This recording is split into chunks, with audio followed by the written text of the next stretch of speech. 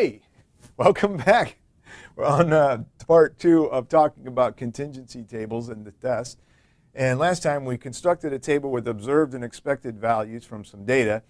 And now we're actually going to learn how to do the statistical test that's associated with this kind of table. Recall that we're talking about 2 nominal variables. And the variables that we decided to use were gender, male and female, and then cheating, whether they cheated or didn't in my class. Just to review, we had discovered that we had 20 male cheaters and 20 women cheaters. We had 10 males who didn't cheat and 50 women who did not cheat. And we were trying to figure out whether or not gender is related to cheating.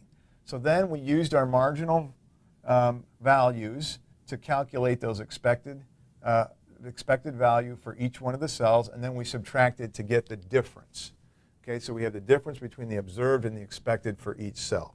I'm going to give you the formula for the chi-square test, which is the main one that you'll use in testing things in contingency tables, the chi-square test. Okay, and it's symbolized by a Greek letter chi and then a square. What I'm going to show you is technically, just so you know, an approximation of chi-squared. The actual formula for chi-squared is something that's a bit more complex and uses a bit more complicated mathematics, but it doesn't matter. Everybody in the world uses this little approximation here. All right, so here it is.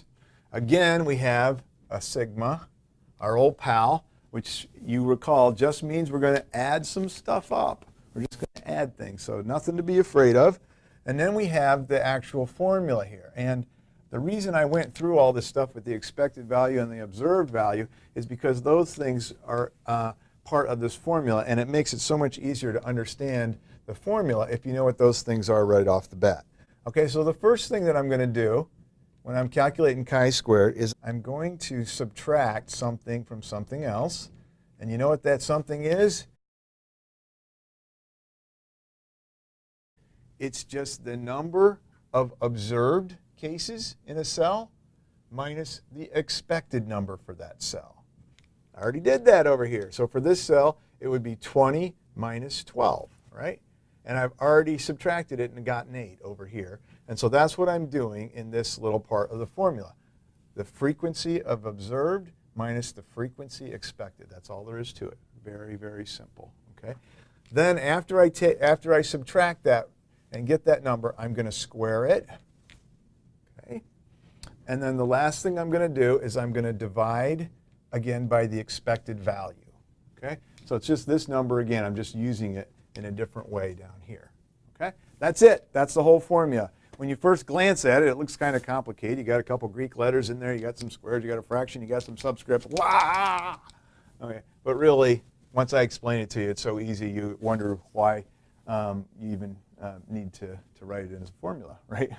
So it's really a very simple thing to do. All right, so now what I'm going to do is just go ahead and plug my values over here into this and actually calculate this chi-squared for this table, okay? Very simple kind of thing. So let me go ahead and do that. So I have my observed values and my expected values, okay? And just take them right out of my table over here. So the observed ones were 20, 20, 10, and 50. And then I have already calculated my expected value, so I can put those down here. Let's see, it's 12, then 28, 18, and 42. Okay, there's my expected values. Okay. Now I'm going to this part of the equation, observed minus expected. So that's the part I'm going to do next. So O minus E here, observed minus expected. And they turn out to be, as we already know, because we already did it in the table, 8, negative 8, negative 8, and 8. Okay, observed minus expected.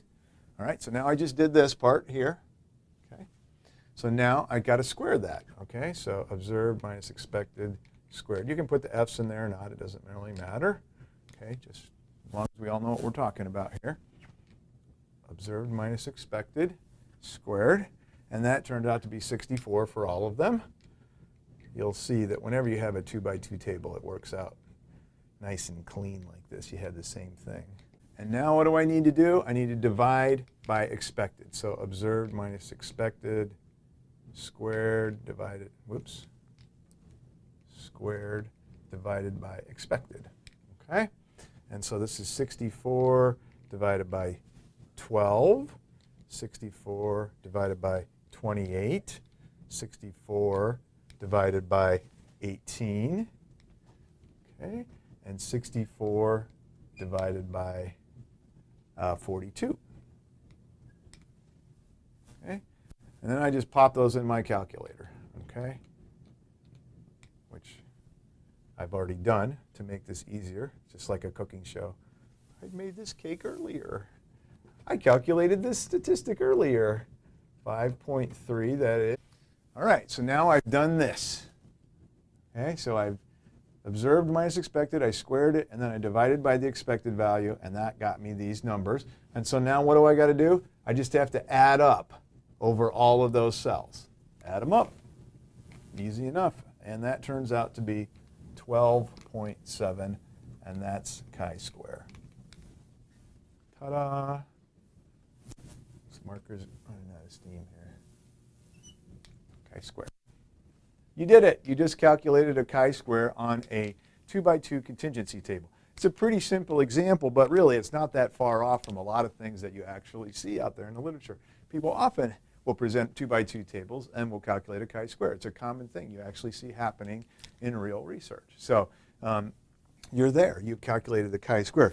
Now we still haven't figured out whether that chi-square means there's a significant relationship between gender and the and cheating or not, but we're going to talk about that in our next lecture.